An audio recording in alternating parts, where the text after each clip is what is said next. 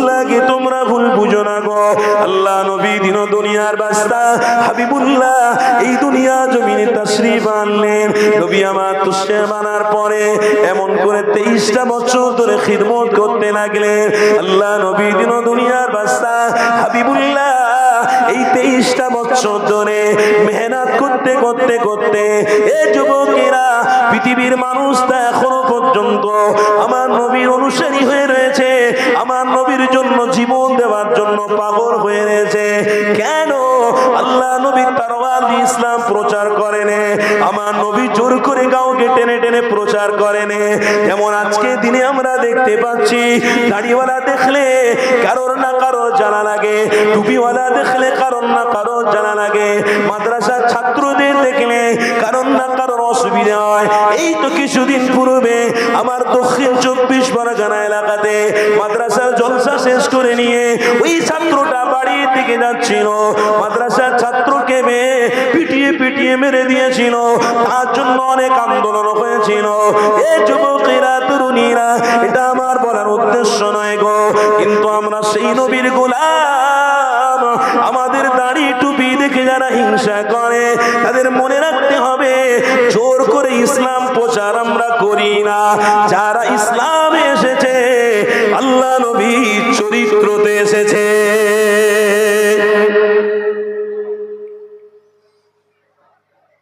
কি গো আমার বাপ ভাইরা, ওটাই দেখতে হবে যে কোরআন আমি পড়ছি ওই কোরআনটা হলো আল্লাহর কালাম। কি গো তাই তো নাকি? ওই কোরআন হলো আল্লাহর কিতাব, আর এই আল্লাহর কিতাবেই তো আল্লাহ স্পষ্ট ভাষায় বলে দিয়েছেন যালিকাল কিতাবু লা রাইবা ফি, কোনো সন্দেহ নেই এতে। বারহাক আল্লাহ পাক আমার হাবিবকে সর্ব ইলমের জ্ঞানী বানিয়েছিলেন বলেই আল্লাহ আমার হাবিবের উপরে 114টা সূরা, 6666টি আয়াত, 3,07,434টি হুরুফ আল্লাহ আমার আপনার হাবিবের উপরে নাজিল করেছিলেন।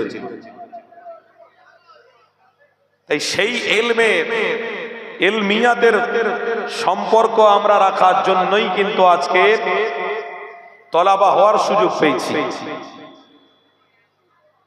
এখানে আমার নবী পাকের অনুসারীদেরকে মনে রাখতে হবে যে ইলমটা কি। আমার আল্লাহ সবথেকে বড় ইলম আমার রাসূলকে দিয়েছিলেন।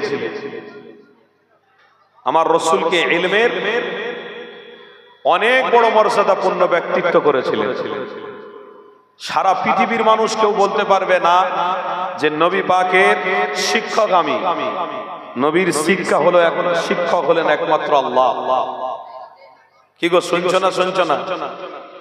নবী পাকের শিক্ষক কে? আল্লাহ।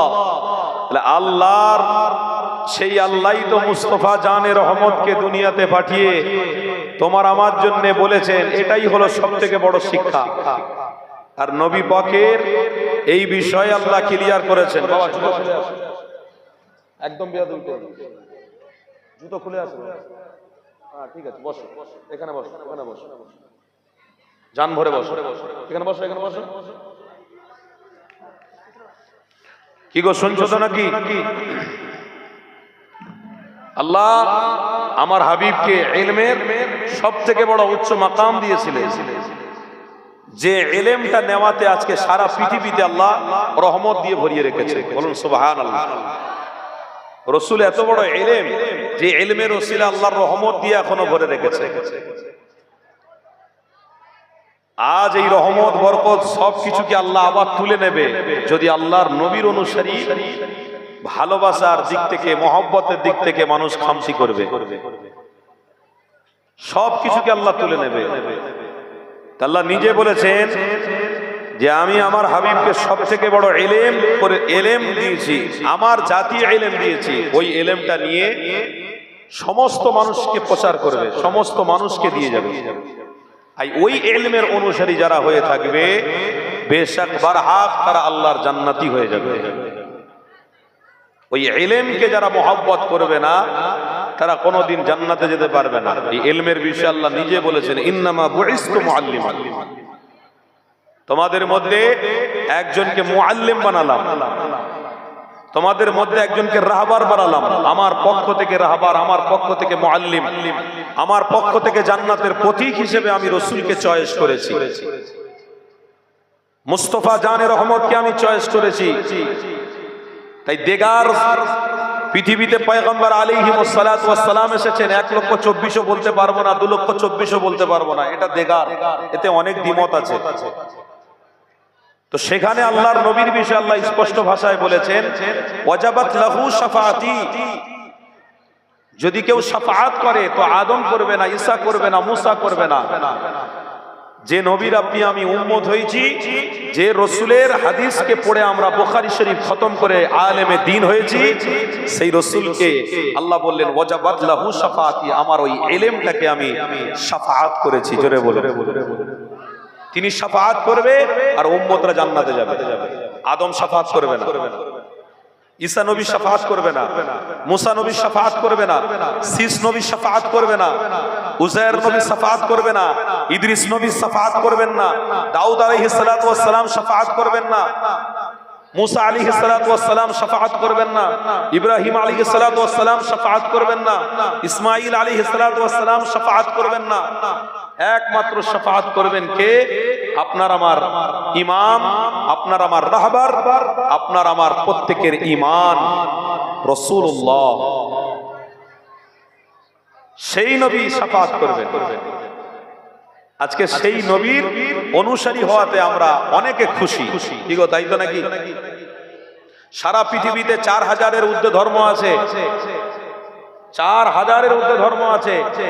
সব ধর্মকে সম্মান আমরা করব, কিন্তু আমার ধর্মের উপরে আমরা নীতিকে মজবুত করে রাখবো। কেন? যিনি শাফাআতকারী, যিনি জান্নাতের পথ দেখিয়েছেন, যিনি পথ প্রদর্শক, যিনি আমাদের জন্য রহমত, মাগফিরাত, নাজাত, ওয়াজাবাত লাহু শাফাআতির সাথে সাথে আল্লাহুম্মা গফিরলি, যিনি মাগফিরাত, নাজাত, তিনি হলেন মুহাম্মদুর রাসূলুল্লাহ সাল্লাল্লাহু তাআলা আলাইহি ওয়াসাল্লাম। তেনার উম্মত হয়ে সব ধর্মকে ভালোবাসতে হবে, কিন্তু তেনার উম্মত হয়ে, উম্মত হিসেবে নবী পাকের উপরে 5টা হক আছে, হকটাকে আদায় করতে হবে। 1 নম্বর হক হলো নীতিকে ঠিক রাখতে হবে, ঈমান আনতে হবে আল্লাহ এবং তার রাসূলের প্রতি, এটা একটা মারাত্মক বড় হক। উম্মতের প্রতি নবী পাকের উপরে 5টা হক আছে উম্মতের জন্য। আমার তলাবা ভাইরা, শিক্ষা অর্জন করতে এসেছো, যেন এক একজন আদবে আউলিয়া হয়ে যেয়ে বাড়ি যেতে পারো। আল্লাহ কবুল করেন, বলুন আল্লাহুম্মা আমিন। নবী হবে না, পয়গম্বর আসবে না, কিন্তু আল্লাহর ওলি হওয়া যাবে। তোমরা যতগুলো আজকে তলাবা আছো, সমস্ত তলাবাকে আল্লাহ যেন কবুল করে নেয়, যেন আমরা এক একজন আল্লাহর ওলি হতে পারি। বলো ইনশাআল্লাহ। এই ওলি হতে গেলে তোমাদের প্রয়াস, তোমাদের চেষ্টা একটাই থাকবে, যে আমরা যে কাউন্টারে গিয়েছি, আমরা যে জায়গায় আছি, ওই জায়গাটা হলো দুনিয়ার সবথেকে বড় কেন্দ্র, সেটা হলো মাদ্রাসা। জোরে বলুন সুবহানাল্লাহ। সবথেকে বড় কেন্দ্র এই মাদ্রাসা আছে বলে আজও আল্লাহর রহমত আছে, এই মাদ্রাসা আছে বলে আজও আল্লাহর বরকত আছে, এই মাদ্রাসা আছে বলে আজ ওই তলাবাদের হাতের ওসিলা দিয়ে আল্লাহ পাক এখনো পর্যন্ত ঈমান আমল ওয়ালাদেরকে আল্লাহ ঈমান আমল হেফাজত করেছে। তো সেই জন্য আমার আল্লাহ আমার হাবিবকে বললেন, আমি আমার হাবিবকে সব থেকে বড় ইলম করে দুনিয়াতে পাঠিয়েছি, সেই ইলমকে তোমরা মহব্বত করো। আসেন আমার নবী পাকের বিষয়ে আরেকটু আলোচনার দিকে এগিয়ে যান। আল্লাহ নবী যেন দুনিয়ার বাদশা হাবিবুল্লাহ জানাতে লাগলেন, এ আমার সাহাবারা শুনে রেখে দিও, আমি রাসূলুল্লাহ জানিয়ে দিলাম, ইন্না মিন আশরাতিস সাআ আইয়ারফাউ ইলমু ওয়া ইয়াসবুতাল জাহলু ওয়া ইশরাবাল খামরু ওয়া ইয়াজহারাজ জিনা। আমি হাবিবুল্লাহ জানিয়ে দিলাম, এই পৃথিবীর মানুষ যারা আল্লাহ তার রাসূলের অনুসারী হবে না, আমি রাসূলুল্লাহ জানিয়ে দিই, তাদের ইলম আল্লাহ তুলে নেবে।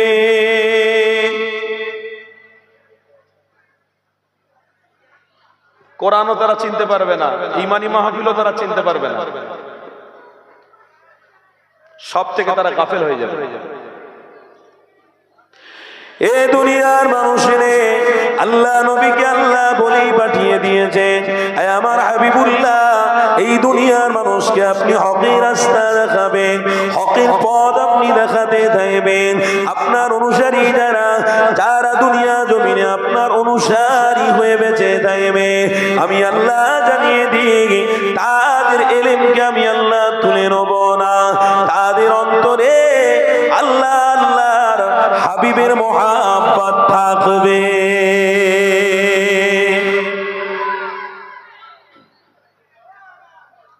দুনিয়াতে কিছু কিছু মানুষ আছে এমন তাকাব্বুরি করে, এমন রিয়াগিরি করে, এমন অহংকারী করে, এমন কথাবার্তা বলে,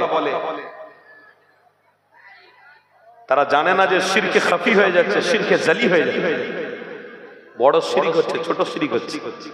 এমন মানুষ আছে তারা জানে না, তারা মনে মনে করে আমি মুসলমান, আমার জায়গা আমি ঠিক আছি। না, মুসলমান অবশ্যই এটা আল্লাহ পাক আইডেন্টিটি দিয়েছেন, ইয়া আইয়ুহাল্লাযীনা আমানু তাকুল্লাহা হাক্কা তুকাতিহি ওয়া লা তামুতুন্না ইল্লা ওয়া আনতুম মুসলিমুন।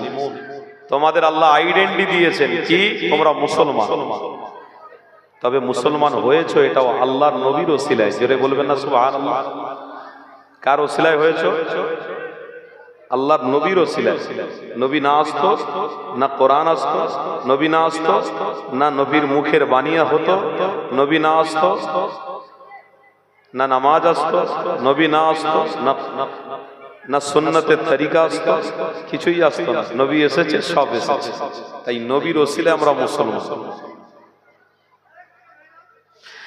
দুনিয়ার মানুষদেরকে মনে রাখা দরকার, এ পৃথিবীর মানুষ শুনে রেখে দিও, আমার আল্লাহ জানাতে লেগেছে অবশ্যই আমি আল্লাহ আমার হাবিবের উম্মত উম্মতিদেরকে মুসলমান লাকাব দিয়েছি।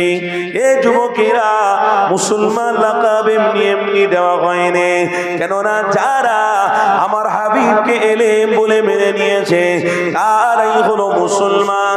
এই জন্য আমার আল্লাহ জানাতে লেগেছে, এ দুনিয়ার মানুষরে, আমার হাবিবকে এলেম বলে তোমরা মেনে নেবে, আমার হাবিবকে মহব্বত করবে। আমার হাবিবকে আমি আল্লাহ নিজে ইন্নামা বুইস্তু মুআল্লিমান বানিয়েছি।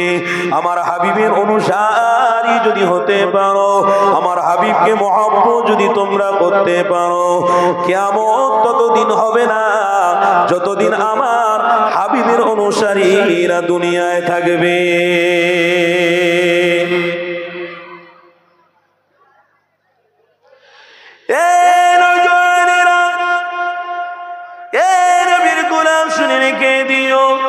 হাবিবের অনুসারীদের সংখ্যা আস্তে আস্তে করে বেড়ে যাচ্ছে, মাদ্রাসা বেড়ে যাচ্ছে, মসজিদ বেড়ে যাচ্ছে, খানকা বেড়ে যাচ্ছে। এই যুবকেরা দুনিয়াতে আস্তে আস্তে করে সব বাড়তে লেগেছে। নবীর গোলামরা মনে রেখে দিও, ইলমকে তারাই হেফাজত করবে যারা উলামা, যারা মাদ্রাসা তলাবা, তারা ইলমকে হেফাজত করতে পারবে। এছাড়া দুনিয়ার কোনো মানুষ ইলমকে হেফাজত করতে পারবে না। এ তুলাবারা, হাফেজে কোরআন না শুনে রেখে দিও, আগামী দিন তোমাদের জন্য জান্নাত অপেক্ষা করতে থাকবে। কেননা তোমরা আমার হাবিবের অনুসারী শুধু হয়েছ তাই নয়, জীবনকে আল্লাহ তার রাসূলের জন্য উৎসর্গ করার জন্য তোমার যৌবনকে মাদ্রাসায় কাটিয়ে দিয়েছ। কেন আমার নবী পাক জানিয়ে দিয়েছে, তলাবুল ইলমি ফরিদাতুন আলা কুল্লি মুসলিম। তোমরা মুসলমান ততক্ষণ পর্যন্ত হতে পারতে না যদি ইলম তোমাদের না, বিদ্যা যদি কপালে না জুড়তো, অন্তরের মধ্যে ইলমের মায়া মহব্বত যদি না থাকতো, তোমরা কোনোদিন নবী পাককে চিনতে পারতে না। তাই ইলম তোমাদেরকে আল্লাহ দিয়েছে, এই ইলমের অনুসারী হয়ে এই দুনিয়া জমিনে তোমাদেরকে মজবুত করে ধরে রাখতে হবে। এই ইলমকে হেফাজত করবে তুমি, এই ইলমকে হেফাজত করব আমরা, এই ইলমকে হেফাজত করব আমরা সবাই। এ তোলাবা, এ আমার মাদ্রাসা ছাত্র ভাইদেরকে জানিয়ে দিয়ে যায়, আল্লাহ তোমাদেরকে সুযোগ দিয়েছে, হাতছাড়া করে ফেলো না গো। কোন বাচ্চা ছেলে অনেক ডাক্তার, প্রফেসর, মাস্টারিয়া করে, দুনিয়ায় অনেক রকমের শিক্ষা রয়েছে গো, সব শিক্ষা করো, তাতে কোনো আমার আপনার বাধা নেই। কিন্তু মনে রেখে দিও, আল্লাহ যে এলেমের শিক্ষা তোমার কপালে জুটিয়েছে, এটাই হলো তোমার জন্যে আল্লাহর জান্নাতে যাওয়ার এলেম।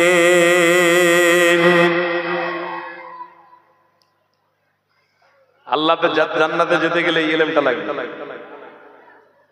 তবে এলেমের অনুসারী যারা, প্রথম ধাপ হলো তাদের চরিত্রটাকে ঠিক করতে হবে।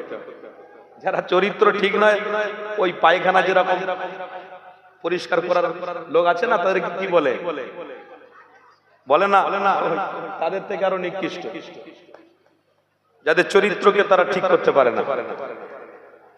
তলাবা তোমরা ইলমের অনুসারী হচ্ছ, সর্বপ্রথম ধাপ তোমাদেরকে একটু আলোচনা করে বুঝিয়ে দেব। সর্বপ্রথম ধাপ হলো চরিত্র। সারা পৃথিবীর মানুষের চরিত্র আজকের পরিবর্তন হয়েছে আল্লাহ নবীর ওসিলায়। সারা পৃথিবীর মানুষ আজ তারা বাপকে চিনেছে, মাকে চিনেছে, ভাইকে চিনেছে, আত্মীয়দের হককে আদায় করছে, সব রসুলের ওসিলায়। কেন? রাসূলুল্লাহর যে চরিত্র ছিল, ওই চরিত্রটাকে সবাই ফলো করেছে। তলাবারা তোমরা এটাও শুনে রেখে দিও, একজন খ্রিস্টান মানুষ ছিল, যিনি একটা কিতাব লিখেছিলেন, দ্য 100। এই বইটা লিখেছে সমস্ত মনীষীদের, সেখানে ঘটনাগুলো সব লিখেছেন, উল্লেখ করেছেন। কিন্তু তোমার আমার নবী দিন দুনিয়ার বাদশা হাবিবকে এতটা মহব্বত করে ফেলেছে ওই খ্রিস্টান ব্যক্তিটা, তেনার নামটা সব মনীষীদের উপরে লিখেছে। জোরে বলবে না? কেন লিখেছে? সে একজন মানুষ হয়ে শিক্ষা তার পেটে ছিল বলে সেও বুঝতে পেরেছে না, সব মনীষীদের মডেলটা হলো আলাদা, আর মুস্তফা জানে রহমতের মডেলটা ছিল আলাদা। কেন? ওনাকে আল্লাহ ডাইরেক্ট নবী করে পাঠিয়েছে। বাবেরা, নওজোয়ান, তরুণীরা, আপনারা শুনে রেখে দিও, আল্লাহ পবিত্র কোরআনের মধ্যে জানিয়ে দিয়েছে, মা কানা মুহাম্মাদুন আবা আহাদিম মিন রিজালিকুম ওয়ালাকিন রাসূলুল্লাহি ওয়া খাতামান নাবিয়্যিন। এ যুবকেরা, আল্লাহ কোরআনের মধ্যে জানাতে লেগেছে, এ দুনিয়ার মানুষেরা, আমি আমার হাবিবকে তোমার আমার জন্য মডেল করে দুনিয়া জমিনে পাঠিয়েছি, এবং খাতামুন নবিয়্যিন, সকলের জন্য ঈমান করে পাঠিয়েছি, আমলওয়ালা করে পাঠিয়েছি, নাজাতের রাস্তা করে পাঠিয়েছি। এ যুবকেরা, তরুণীরা, আব্বারা, এখানে আমার নবীর বিষয়ে তাই তো প্রত্যেক মানুষের মুখেতে একটাই আলোচনা। সব মনীষীদেরকে যদি এক পাল্লায় রাখা হয়, মুস্তফা জানে রহমতকে যদি আরেকটা পাল্লায় রাখা হয়, তোমার আমার নবীর পাল্লার দিকটা আল্লাহ ভারী করে দেবে। কেন ভারী করবে? এই জন্য ভারী করে দেবে, কেননা দুনিয়ার মানুষদের মডেল হলো আলাদা, তোমার আমার নবীর মডেল হলো আলাদা। নবীটাকে তোমার আমার মানুষ মতো নয় গো, তোমার আমার মতো চলাফেরার মতো মানুষ নয় গো। এ যুবকেরা, তরুণীরা, এই দুনিয়ার বড় বড় শিক্ষিত মানুষেরা সবাই মিলে তারাই প্রকাশ করেছিল, মুস্তফা হলো আল্লাহর পয়গম্বর, তিনি হলেন আখরি নবী, তিনি হলেন আপনার আমার জন্য ঈমান, তিনি হলেন আপনার আমার জন্য নাজাত ও রহমত। এ যুবকেরা, এ নবীর দেওয়ানেরা, শুনে রেখে দিও, তাই তো আল্লাহ কোরআনের ভাষায় স্পষ্ট জানিয়ে দিয়েছে, দলিল দিয়ে দুনিয়ার মানুষদেরকে দেখিয়ে দিয়েছে। এ দুনিয়ার মানুষ শুনে রেখে দিও, মা কানা মুহাম্মাদুন, ইনি হলেন সেই মুহাম্মদ, ইনি হলেন সেই প্রশংসনীয়। দুনিয়ায় যারা ঈমানদার এবং যারা বেঈমান, প্রত্যেকের মুখে মুখে মুহাম্মদ প্রশংসনীয় এই নামটা উচ্চারণ হতেই থাকবে। এই দুনিয়ায় বড় বড় মনীষীরা তারা আমার রাসূলের নামকে ছোট করে নে গো, কিন্তু কিছু কিছু আমার মুসলমান ঘরে জন্মগ্রহণ করেছিল, তারা আমার মুসলমানের ঘরে জন্মগ্রহণ করে আল্লাহ নবীর নামটাকে তারাই ছোট করেছিল, আমার নবীর নাম তারা দুর্বল করেছিল। এতে বড় দুঃখ লাগে, এই জন্য কথায় বলা আছে ঘরকে চিরাগ মে ঘর মে আগ লাগি গে, ঘরের আগুনেই ঘরের আগুন লেগে গেছে। এ যুবকেরা, তাই তোমার নবীর গোলামদেরকে জানিয়ে দিয়ে যায়, এ রাসূলুল্লাহর গোলামেরা শুনে রেখে দিও, আল্লাহ নবীকে বোঝাচ্ছে না, চেষ্টা করো। ওই ইহুদি মানুষটা আমার নবী পাকের বিষয় নিয়ে গবেষণা করেছিল। তিনি বই লেখার পূর্বে তিনি আমার হাবিবের নাম সব থেকে প্রথমে লিখে দিয়েছিল। এ যুবকেরা, এমন করে এই পশ্চিম বাংলার মাটিতে একজন হিন্দু ছেলে ছিল গিরিশচন্দ্র রায়। ওই গিরিশচন্দ্র রায় ব্যক্তিটা একজন হিন্দু ছেলে ছিল, কিন্তু পশ্চিম বাংলা জমিনে কোরআনের ব্যাখ্যা তিনি করে দেখিয়েছিল। তিনিও একজন হিন্দু ছেলে। এই যুবকেরা, এখানে মনে রাখতে হবে, দুনিয়ার মানুষকে আল্লাহ অবশ্যই পাঠিয়ে দিয়েছে, তবে আল্লাহ দুটো জিনিসও দিয়েছে, একটা হলো জান্নাত আর একটা হলো জাহান্নাম। আমার আল্লাহ জানিয়ে দিয়েছে আমার হাবিবকে তোমাদের কাছে ইমাম রাহবার হিসেবে পাঠিয়ে দেবো, যুগে যুগে নবী আলাইহিস সালামদেরকে পাঠিয়ে দেবো। নবী আলাইহিস সালামেরা এই দুনিয়ার মাটিতে গিয়ে তারা ইসলামের প্রচার প্রসার করবে। যদি আমার বান্দা বান্দিরা আমাকে প্রকাশ্যে মেনে নেয়, আমার পয়গম্বরকে প্রকাশ্যে মেনে নেয়, অবশ্যই আমি আল্লাহ তাদের ওয়ালাইকা জান্নাতুল হক, আমি আল্লাহ তাদের জান্নাতি বানাতে থাকবো।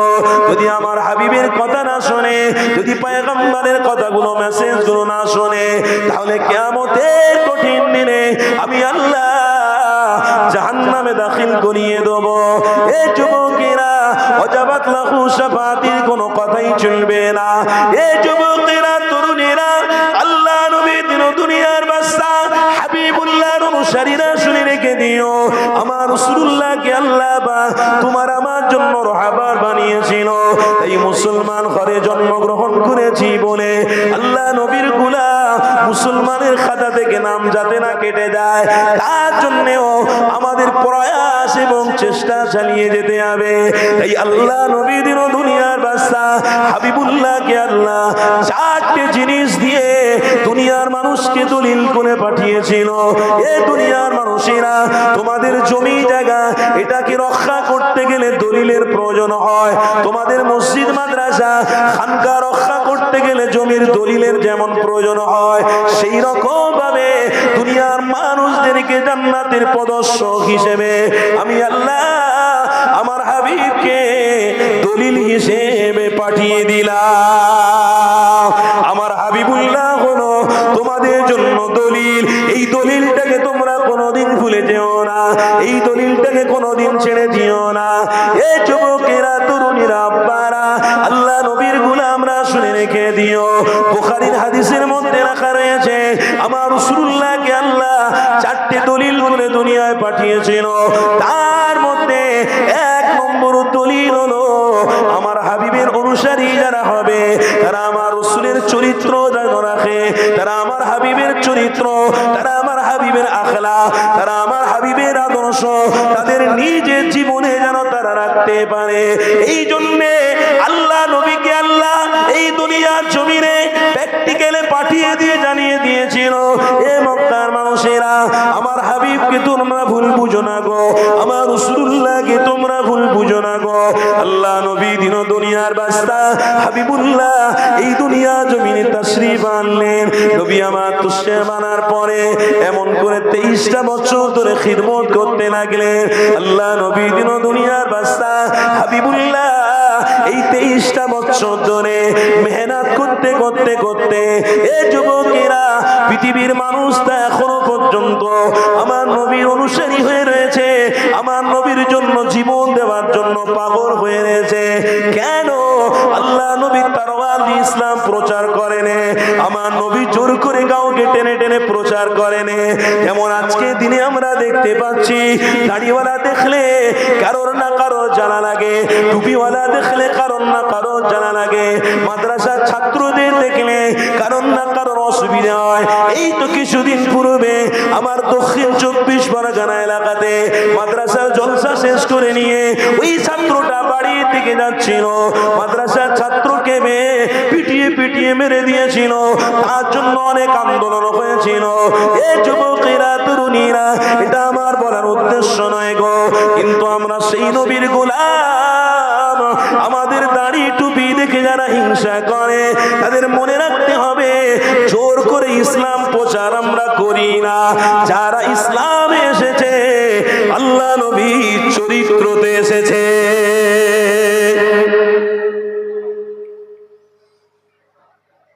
কি গো আমার বাপ ভাইয়েরা, পিছনের দিকে যারা দাঁড়িয়ে আছেন, সামনের দিকে যদি চলে আসেন না, জায়গা আছে তো। অনেক গ্রামের বাবাজিরা এখানে দাঁড়িয়ে আছেন, হয়তো প্লেস পাচ্ছেন না, অনেক ছাত্র বসে আছে তো, সেই জন্য অনেকে চিন্তা করছেন যে একটু গিয়ে বসবো, তো সেইখানে পিছনে অনেক গ্যাদারিং হয়ে যাচ্ছে। এই সামনের দিকে চলে আসো না বাবা, আমার ছাত্র ভাইয়েরা একটু সামনের দিকে আসো না। এই মিডিলে ছাত্র ভাইয়েরা আমার সামনের দিকে আসো তো, একটু সরে আসো তো, সরে আসো। কি গো, ইমানি আলোচনাতে কষ্ট হচ্ছে তোমাদের নাকি? শরিয়াতের আলোচনা হচ্ছে তো নাকি? না এখানে সব নাচানাচি করতে এসছি, আমরা বই দেখতে এসছি। কি গো, আমরা যে কাজের কাজই সেই কাজের কাজ করতে এসছি, আল্লাহ কবুল করেছে। বলুন আলহামদুলিল্লাহ, জোরে বলুন আলহামদুলিল্লাহ। তাকবীর দাও তো, নারে তাকবীর। মাদ্রাসার ছাত্র আমার ভাইদের আওয়াজ কমে যাচ্ছে কেন গো? তোমাদের আওয়াজ তো একদম সব থেকে বেশি হবে, সব থেকে মর্যাদাপূর্ণ আওয়াজ। মানুষ তো তোমাদের পিছনে নামাজ পড়বে, কি গো, তাই তো নাকি? তোমাদের পিছনে মানুষ নামাজ পড়বে। তোমরা কারোর পিছনে নামাজ পড়ার আগে তোমরা 10 বার ভাববে যে কোরআন সহি আছে কি নেই, কোরআন তালাফুজ সহি করে পড়ছে না পড়ে নেই, কোরআন মজহুল পড়ছে না মাশহুর পড়ছে, তখন ধরে তো আমরাই ফেলবো। নামাজ পড়াচ্ছেন আপনি, নামাজের এই যে কেরাতগুলো হচ্ছে, সূরাগুলো হচ্ছে, এগুলো ঠিক হচ্ছে না। আপনি পিছনে আসুন। একটা ভ্যানওয়ালা ছেলে যদি ইমাম হয়, তাকেও মেনে নিতে হবে, কি গো, তাই তো নাকি? তা আমরা সেই জায়গা আজকে আল্লাহ পাক সুযোগ দিয়েছেন, সেই জায়গায় আমরা দেখিয়ে দিতে চাই, আল্লাহ আপনার কোরআনকে হাসিল করার জন্য এসেছি, নবীকে হাসিল করার জন্য এসেছি।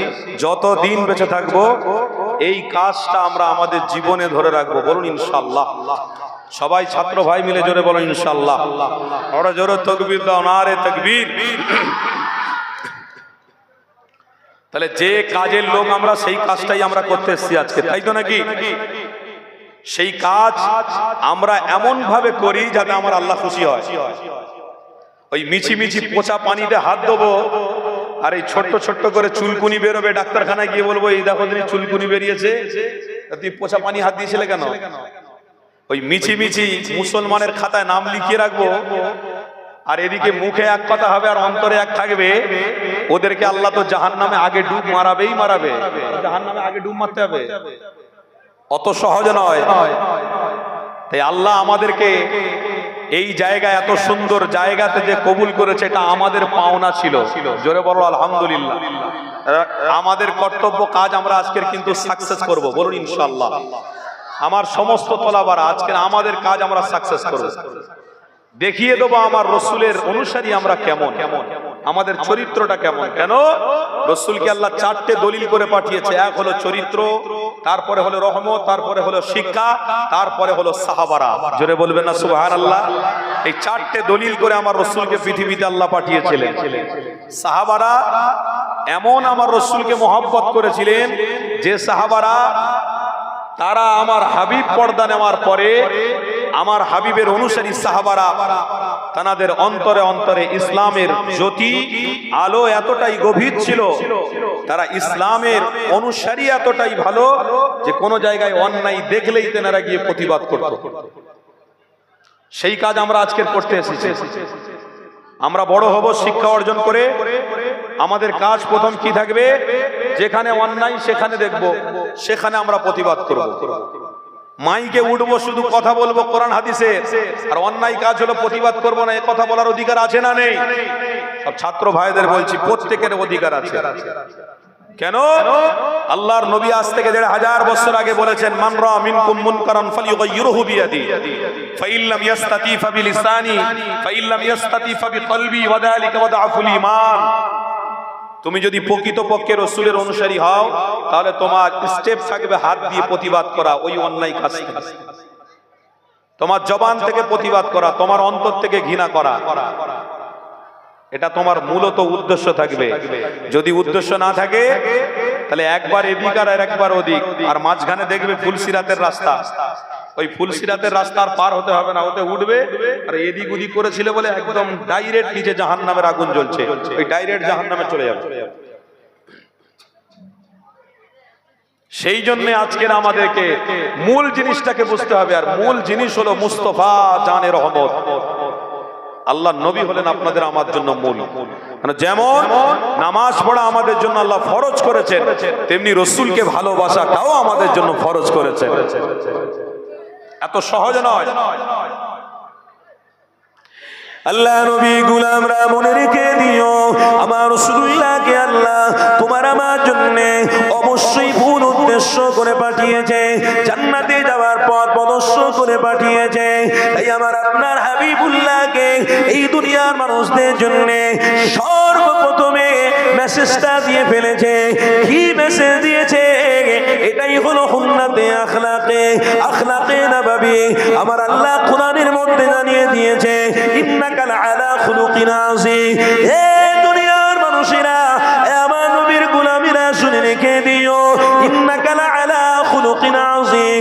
আমার রাসূলুল্লাহ হলো তোমাদের জন্য আদর্শ, আমার রাসূলুল্লাহ হলো তোমাদের জন্য মহব্বত, আমার রাসূলুল্লাহ হলো তোমাদের জন্য কামিয়াবি। আমার হাবিবের মডেলটা যদি তোমরা মেনে নিতে পারো, ওই আদর্শবান হয়ে যেতে পারো, আমি আল্লাহ ওয়াদা করলাম আমার হাবিবের অনুসারীদেরকে জান্নাতি বানাতে থাকবো। এ যুবকেরা, তরুণীরা, আল্লাহ নবীর গোলামরা মনে রেখে দিও, আমার হাবিবের আদর্শ দিয়ে ইসলাম প্রচার হয়েছে। আমার নবী জোর করে কাউকে ইসলামে আহ্বান করেন, জোর করে তরবারি দেখিয়ে ঘাড়ে আঘাত দিয়ে এমন করে গালিগালাজ করে আমার নবী পাক ইসলামের প্রচার প্রসার করেন গো। আল্লাহ নবী ইসলামের প্রচার প্রসার করেছে আদব দিয়ে, ভালোবাসা দিয়ে, মানবতা দিয়ে। এই মানবতায় আজও হাজারো হাজারো নয়, লক্ষ লক্ষ মানুষ পাগলের মতো হয়ে রয়েছে। নবী পাকের জন্য জীবন দিতেও তারা প্রস্তুত হয়ে আছে। এ যুবকেরা, জীবন দিতে কারা প্রস্তুত হয়ে আছে এটাও তোমাদেরকে বলে দিয়ে যায়। যাদের ভিতরে ইলম রয়েছে তারা জীবন দিতে প্রস্তুত হয়ে আছে। যেমন এখনকার উলামা হাজরাতরা প্রকাশ্যে অন্যায়ের প্রতিবাদ করেছে। তোমরা উলামা যখন হবে, তোমাদের ইস্তেমও একটাই থাকবে, অন্যায়ের বিরুদ্ধে প্রতিবাদ করা, অন্যায়ের বিরুদ্ধে প্রতিবাদে করছে ওটা। কেন? আমার আপনার ঈমান, আমার আপনার নবী মুস্তাফা জানে রহমতের অনুসারী আমরা। জীবন যদি থাকে আল্লাহ তার রাসূলের জন্য থাকবে, জীবন যদি চলে যায় আল্লাহ তার রাসূলের জন্য চলে যাবে। এটাই তো হলো ঈমানদারদের জন্য মূল মাকসাদ। এ যুবকেরা, আমার নবীর গোলামেরা, আমার রাসূলুল্লাহ চরিত্র নিয়ে একটুখানি এগিয়ে নিয়ে যায়। আমার মাদ্রাসার তোলাবেরা গ্রামের প্রত্যেকটা আমার বাপ ভাইকে জানিয়ে দিয়ে যায়, 4টে দলিলের মধ্যে আমার আল্লাহ সর্বপ্রথমে আমার হাবিবকে চরিত্র দিয়ে পাঠিয়েছে। আমার নবী পাকের 63 বছরের জীবনে, বাল্যবেলা থেকে 63 বছরের জীবন পর্যন্ত আমার হাবিবের জামা থেকে কোনোদিন গালি বেরোয় নে, কোনোদিন মারামারি ঝগড়া, কোনোদিন কাউকে আঘাত দেওয়া, এই রকম কীর্তি খারাপ কোনোদিন আমার নবী করেনি। এই যুবকেরা, তরুণীরা, আমার নবী দিওয়ানারা, আমার নবী পাক যখন 23টা বছরের শুরুয়াতে ইসলামের প্রচার প্রসার করতে লেগেছিল, হযরতে আবু বকর আমার নবী পাকের বাল্য বন্ধু ছিল। হযরতে আবু বকর সিদ্দিক আমার নবী পাককে জানাতে দিয়েছে, ইয়া রাসূলুল্লাহ, হাবিবাল্লাহ, বাল্যবেলা থেকে আমার বন্ধুত্ব ছিল। আমি জানতাম আপনি হলেন আল্লাহ পাকের পয়গম্বর। এই সাথে সাথে মুসলমান হয়েছিল। এই যুবকেরা, আমার নবীর গোলামীরা, আল্লাহ নবীর দুনিয়ার বাদশা হাবিবুল্লাহ একদিন সফর থেকে বাড়ির দিকে চলে যাচ্ছিল। মক্কা জমিনের দিকে যেতে যেতে তোমার আমার নবী বড় ক্লান্ত হয়ে পড়েছিল। ওই মরুভূমি বালুর উপরে আল্লাহ নবী আমার বিশ্রাম করতে লাগলো, আরামে করতে লেগেছে। আমার নবী পাকের কাছে সব সময় জুলফিকার থাকতো। এই জুলফিকার নিয়ে আল্লাহ নবী খেজুরের ডালে টাঙিয়ে দিল।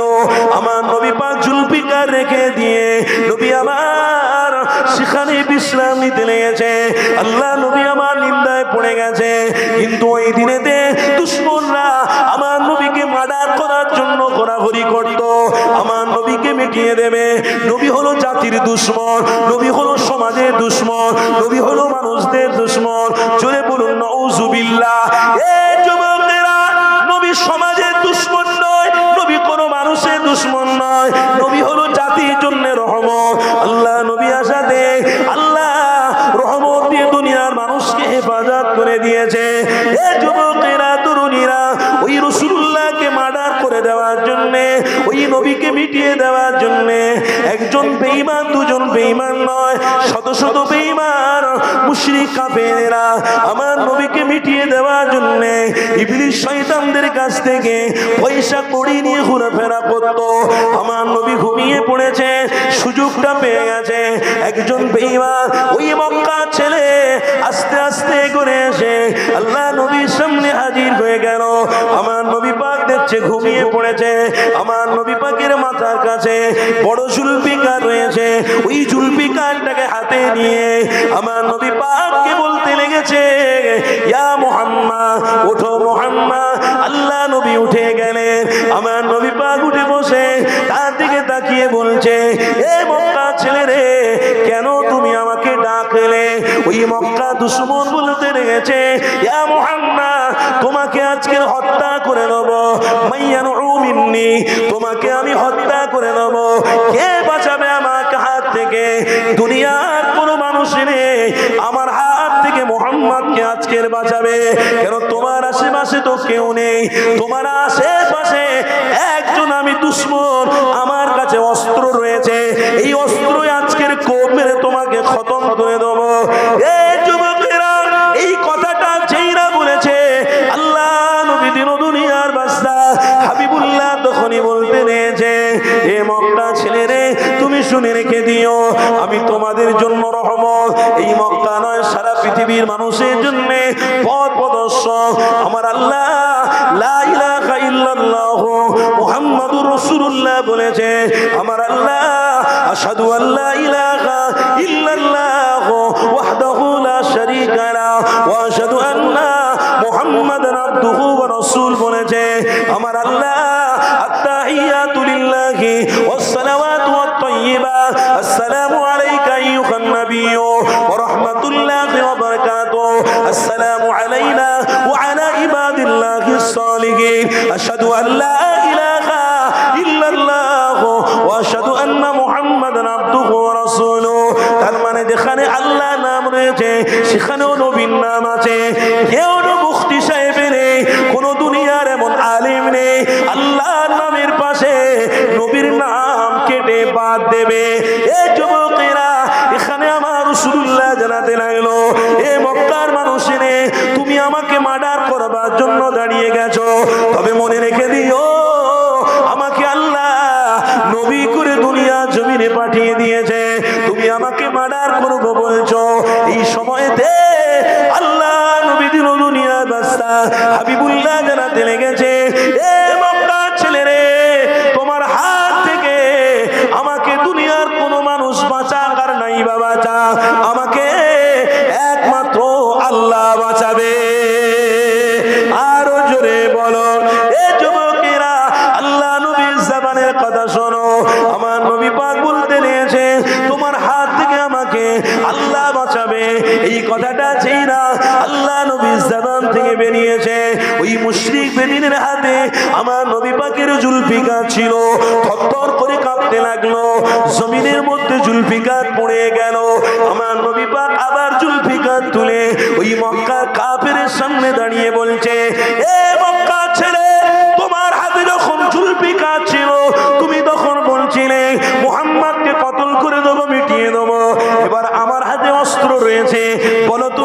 তোমাকে বাঁচাবে? কিতাবের মধ্যে রাখা রয়েছে, তোমাকে এবার কে বাঁচাবে বলো?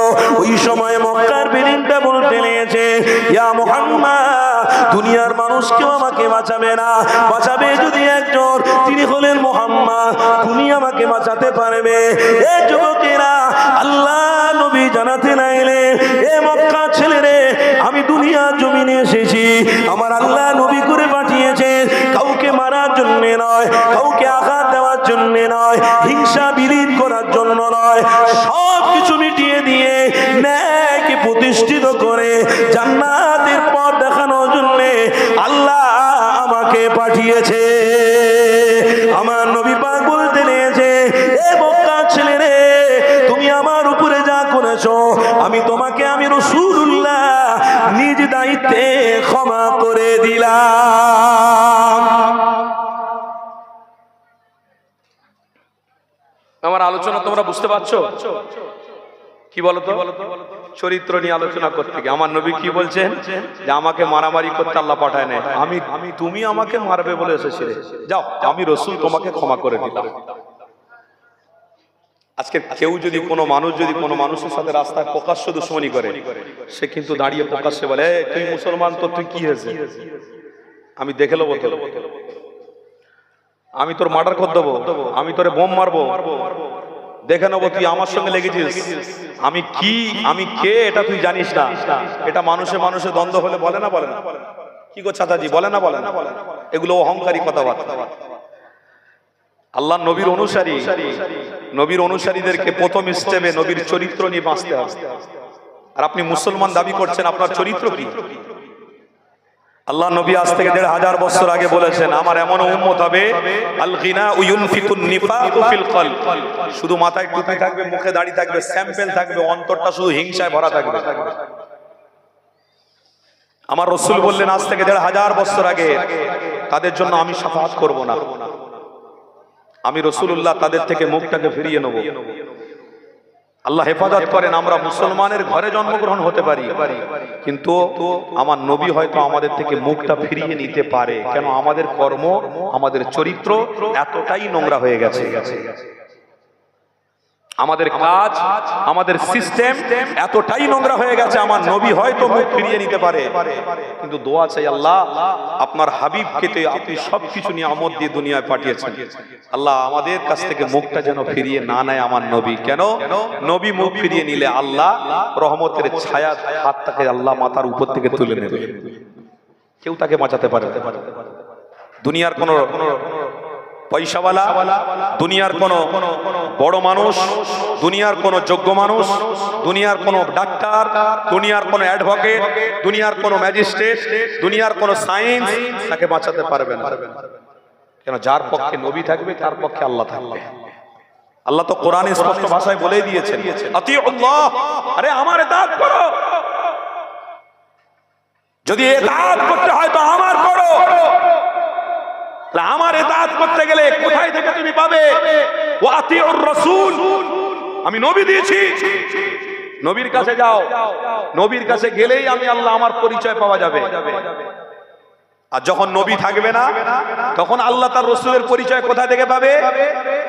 বলছে ওয়া উলিল আমরি মিনকুম, তোমরা ওলিদের দরবারে যাও, মাদ্রাসায় যাও, হাক্কানি ওলামাদের কাছে যাও, গিয়ে বসো, বেশক রাসূল এবং আল্লাহর পরিচয়টা তোমরা পেয়ে যাবে। আজকে সেই জায়গা আমার গ্রামবাসী ভাইদের আজকের সেই জায়গা আল্লাহ নসিব করেছে, যেখানে একজন মানুষ পৃথিবীর জমিন থেকে দুনিয়া ছেড়ে চলে যাওয়ার পরে তেনার সন্তানরা মিলে আজকের সবরসানির মাহফিল করেছে। সেই জায়গাতে গ্রামবাসী প্রত্যেককে বোঝা উচিত ছিল যে আজকের দিনে আল্লাহ আমাদেরকে একটা বড় সুযোগ দিয়েছে। কেন? যে সোহবতে থাকলে পরে আল্লাহর নবীকে মহব্বত করা ট্রেনিংটা পাওয়া যাবে, মহব্বতটা অন্তরে রাখা যাবে। আর মহব্বত যদি রাসূলের প্রতি থাকে, তাহলে আল্লাহর রহমতও তোমাদের মাথার উপরে ছায়া করে থাকবে। আর যদি রাসূলের মহব্বত না থাকে, আল্লাহর রহমতের ছায়া তোমাদের মাথা থেকে আল্লাহ তুলে নেবে। এই মক্কার জমিনে ওই মানুষটাকে আমার রাসূল স্বইচ্ছায় বললেন ক্ষমা করে দিলাম। যাও আমি তোমাকে ক্ষমা করলাম। আল্লাহ নবী দোনো জাহানের সুলতানের কথা শুনে, ইয়া মুহাম্মদ তুমি আমাকে ক্ষমা করে দিলে? আরে আমি জুলফিকার ধরেছি তোমার গলা কাটবো বলে, আমার কাছ থেকে জুলফিকার পড়ে গেল, আবার আপনি ধরলেন আমাকে মারবেন বলে আপনি দাঁড়ালেন প্রকাশ্যে, মারলেন না, ক্ষমা করে দিলেন। কোন মানুষ যদি কোনো সুযোগ পায় সে সুযোগটাকে কোনোদিন হাতছাড়া করতে পারে? কেন? মারের বদলি মার। কিন্তু আমরা ইমানদার মারের বদলি মার নয়, আমরা মারের বদলে সদ ব্যবহার করি। আমরা মারের বদলি মারের কথা বলি না, আমরা মারের বদলি আল্লাহর কাছে বলি, আল্লাহ আপনি ওই মানুষটাকে, আল্লাহ হেদায়েত দান, আল্লাহ আপনি ওই মানুষটাকে হেদায়েত নসিব করুন। কেন? আমরা দুনিয়ার মানুষের মতো মানুষ নয়, আমরা দুনিয়ার সবথেকে বড় শ্রেষ্ঠ জ্ঞানী যিনি, মুস্তাফা জানে রহমতের উম্মত, ঈমানদার। জোরে বলবেন না? আল্লাহ নবী দিন দুনিয়ার বাদশা হাবিবুল্লাহ প্রকাশ্যে তাকে ক্ষমা করে দিল, চলে গেল। আস্তে আস্তে বাড়ির দিকে চলে গেল। কিতাবের মধ্যে আছে, সহিহ বুখারী ছিল। বাড়িতে গিয়ে তার বাপ, তার মা, তার আওলাদ সবাইকে ডেকেছে, ডেকে বসিয়ে বলছে, এগো এই রসুলের বিরোধী আমরা সবাই করি, মুহাম্মাদের বিরোধী সবাই করি, কিন্তু আমি প্রকাশ্যে আজকের হাতে নাতে একটা জিনিস পেয়েছি। কি হয়েছে গো? না, আমি ওই বেঈমান বেদিন আবু জাহালের কথা শুনে মুহাম্মদ রসুলের গায়ে হাত তুলতে গিয়েছিলাম। তেনারই জুলফিকারটা ছিল, মুহাম্মদ ঘুমিয়েছিল, জুলফিকার নিয়ে তাকে মারবে বলে গিয়েছিলাম, কিন্তু আবার তিনি নিয়ে আমাকে মারবেন বলে দাঁড়ালেন, কিন্তু বললেন আমি প্রকাশ্যে ক্ষমা করে দিলাম। আচ্ছা, এটা ভালো মানুষের কাজ না খারাপ মানুষের কাজ? ভালো মানুষের কাজ। তাহলে এই রসুলের বিরোধী আবু জাহাল করছে, তাদের দলে আমরা নাম লেখাবো না? চলো, আবু বকর সিদ্দিক রাস্তা দিয়ে যায়, তেনার কথাবার্তার মধ্যে একটা মিঠাস থাকে, তেনার চলাফেরার মধ্যে একটা আলাদা মিষ্টি ভাব থাকে। ওই আবু বকর সিদ্দিক রসুলকে এত মহব্বত করেছে, নিশ্চয়ই কিছু আছে। সমস্ত ফ্যামিলিদেরকে নিয়ে আল্লাহ নবী মক্কার জমিনে আছেন, গিয়ে হাজির হয়ে গেলেন। এ দুনিয়ার মানুষেরা শুনে রেখে দিও, ওই মক্কার মানুষটা, ওই মক্কার বেদিনটা তার ঘরের প্রত্যেককে নিয়ে আল্লাহ নবী দিন দুনিয়ার বাদশা হাবিবুল্লাহর সামনে হাজির হয়ে গেছে। আল্লাহ নবী দেখতে পেয়ে তেনাকে বলতে লেগেছে, এ বাবা মক্কা ছেলে রে, কি ব্যাপার, আবার তুমি কি করতে এসেছো? বাবা আমি তোমাকে তো ক্ষমা করে দিয়েছি, আবার কি করতে তুমি এসেছো?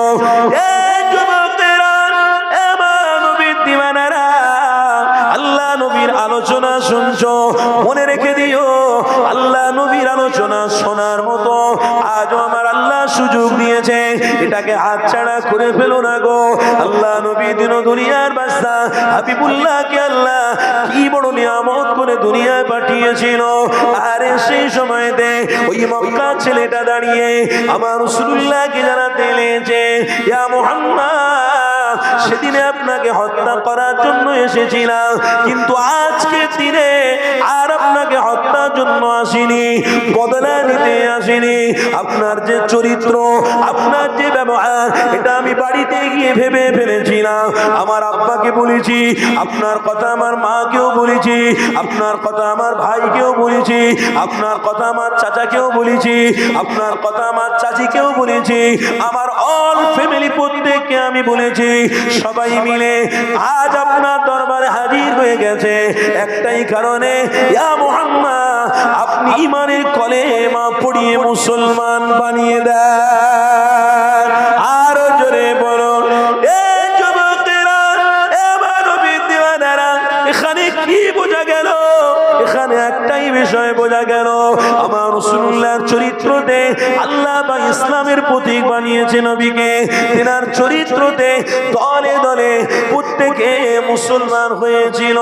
জোর করে আমরা কাউকে মুসলমান করিনি গো, জোর করে কাউকে ইমানদার বানাইনি গো, জোর করে কাউকে দাড়িও রাখাইনি গো, জোর করে কাউকে টুপিও পরাইনি গো।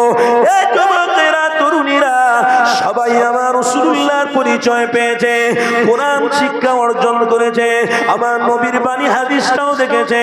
তারা ইনশাআল্লাহ পর দিনে দিনে আল্লাহ নবীর প্রতি অনুগত ভালোবাসা দেখিয়ে ঈমানওয়ালা হয়ে যাচ্ছে। এ যুবকেরা, আমেরিকার মধ্যে আপনারা জানেন এই আমেরিকার মানুষদের মধ্যে এক ধরনের সিস্টেম চালু হয়ে গিয়েছিল, মুসলমানদের হত্যা করে দাও, মুসলমানদের শেষ করে দাও, মুসলমানদেরকে মিটিয়ে দাও। কিন্তু আমেরিকার মসনদে একজন মুসলমানের বাচ্চা বসে গেছে, ওই মুসলমানের বাচ্চাদেরকে মেটানোর জন্য যে আমেরিকা উঠে পড়ে লেগেছিল, সেই আমেরিকার জমিনে একজন মুসলমানের ছেলে কর্পোরেশনের চাকরি পেয়েছে, দায়িত্ব পালন করেছে। এই যুবকেরা, তার আখলাক চরিত্র ব্যবহারে মানুষরা মুক্ত হয়ে গিয়ে ইমানদার হতে লেগেছে। এ নবীর গোলামীরা মুসলমান কাউকে সহজ রাস্তা শেখায় না গো, অন্যায় রাস্তা নিয়ে যায় না গো, মুসলমান কাউকে মারার কথা বলে না গো, মুসলমান কাউকে হত্যার কথা বলে না গো। এই যুবকেরা, মুসলমান তো তারা যারা আমার নবীর চরিত্র নিয়ে বেঁচে আছে, ওই চরিত্রের ওসিলাতে আল্লাহ ঈমানটাকে কবুল করবে। আরো জোরে বলো।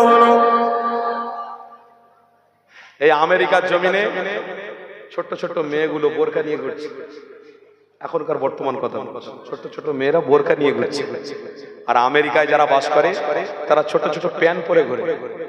তাদের লেবাস, তাদের চেহারার কোনো মূল্য নেই, প্রকাশ্যে তারা উলঙ্গ হয়ে ঘুরে বেড়ায়।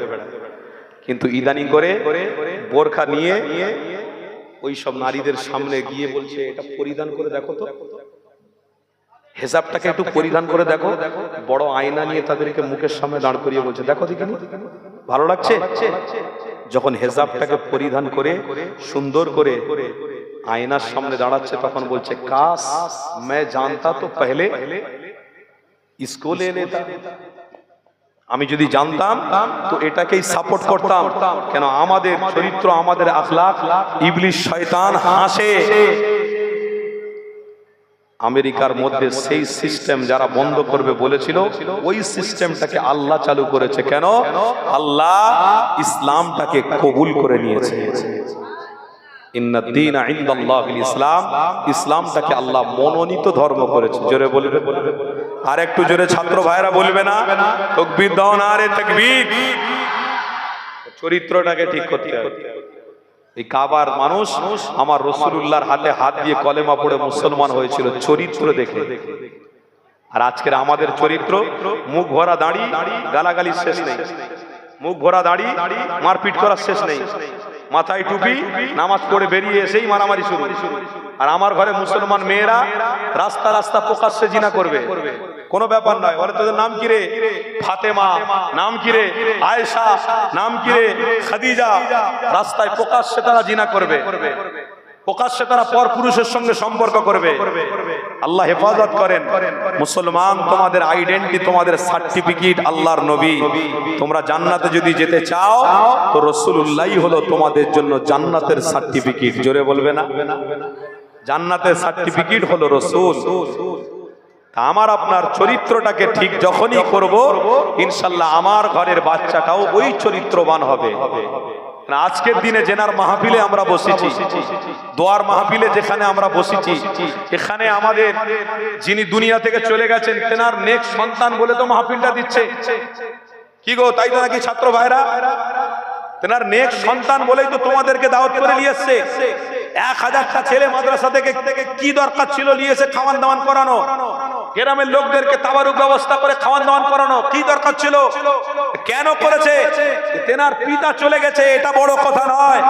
আল্লাহ আপনার আব্বাকে, আমার আব্বাকে আপনি তুলে নিয়েছেন। আল্লাহ গো, উনি দ্বীনের দায়ী ছিলেন, আর আমরাও সেই দ্বীন আর ইসলাম এবং রাসূলের অনুসারী। আমরাও আজকে একটু দোয়ার মাধ্যম দিয়ে মাদ্রাসার ছাত্র, ওলামা হযরত, পীরজাদা ভাইদের ছোঁয়ার ওসিলা দিয়ে আল্লাহ আমরাও চাই আপনার হাবিবের দেখানো পথকে মজবুত করে ধরে থাকবো। এটা তেনার মাকসাদ। তাই তো যেমন কর্ম তেমন ফল। যদি গার্জেন ঠিক হয় তাহলে বেশক তার সন্তানও ঠিক হবে। যদি গার্জেন ঠিক না হয় তার সন্তান কোনোদিন ঠিক হতে পারে না। তাই তো আমার রাসূল বলে গেলেন, যে তোমরা গার্জেন হয়ে তোমাদের সন্তানকে এমন পথ না দেখিয়ে দাও যে তুমি মরে যাওয়ার পরে তোমার সন্তান কবরস্থান বেঁচে না খেয়ে ফেলে।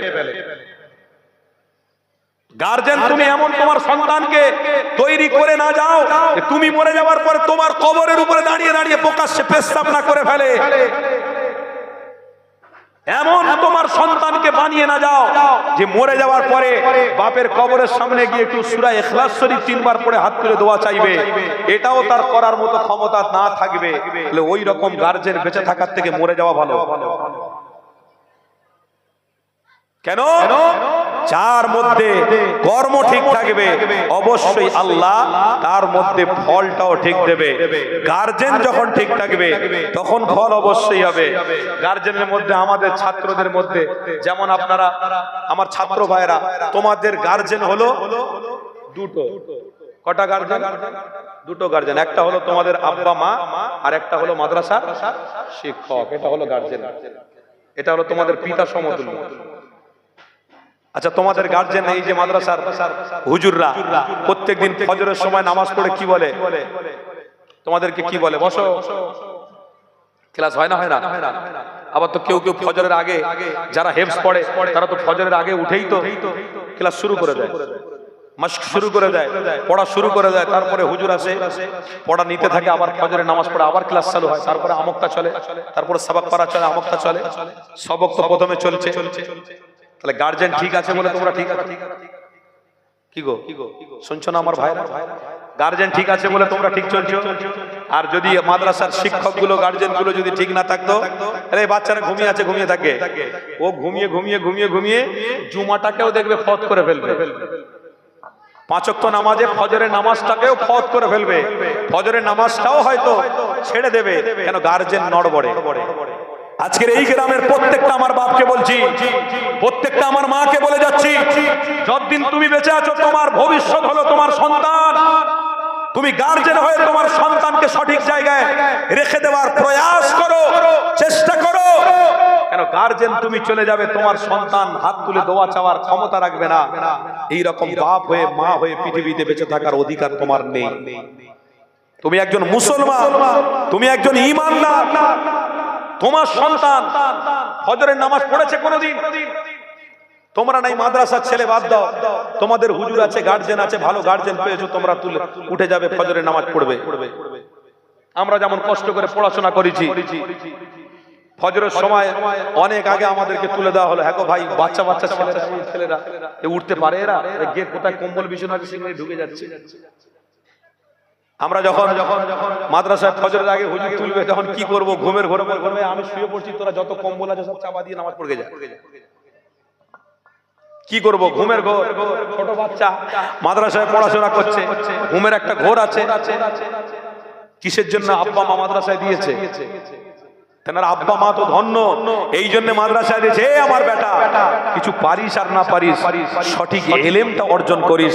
কেন? আমি মরে যাওয়ার পরে হয়তো মলি সাহেবগিরি করে খেতে হবে না, ব্যবসা করে খাস, কিন্তু হালাল উপার্জন করে খাবি। তাই সঠিক এলেম শিক্ষার জন্য দিয়েছি।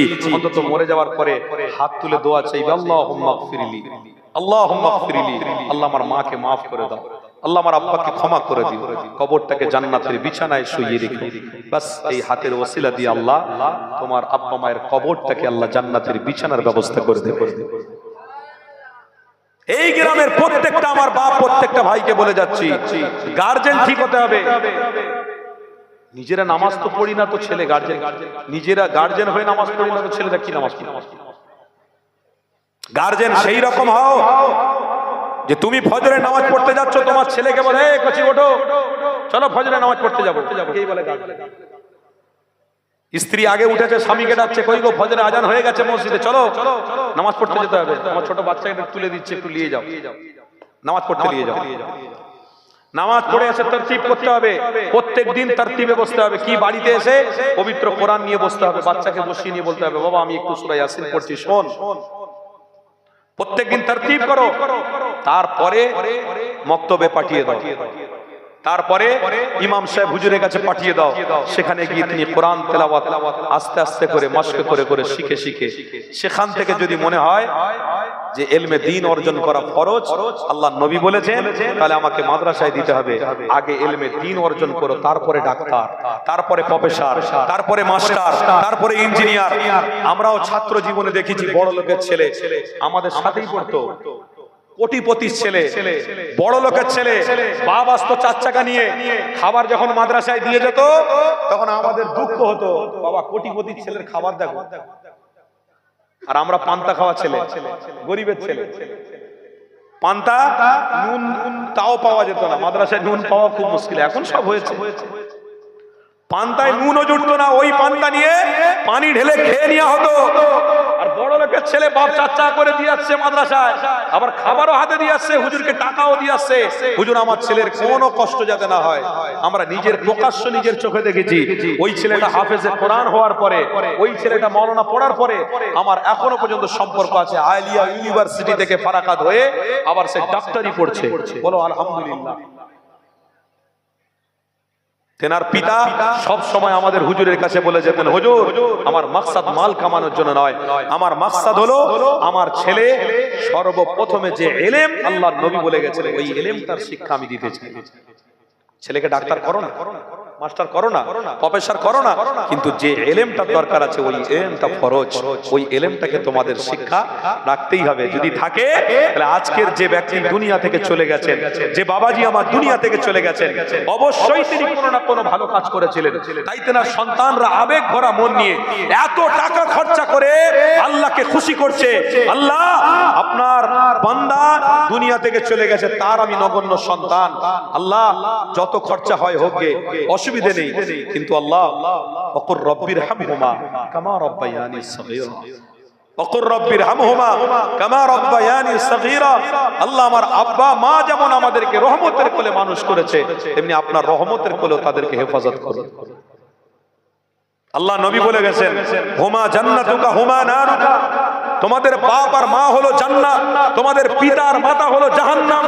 কারণ যদি তোমাদের পিতা মাতাকে তোমরা ভালো না বাসতে পারো তাহলে জাহান্নামে যাবে, যদি তোমাদের পিতা আর মাতাকে ভালোবাসো তাহলে তোমরা জান্নাতে যাবে।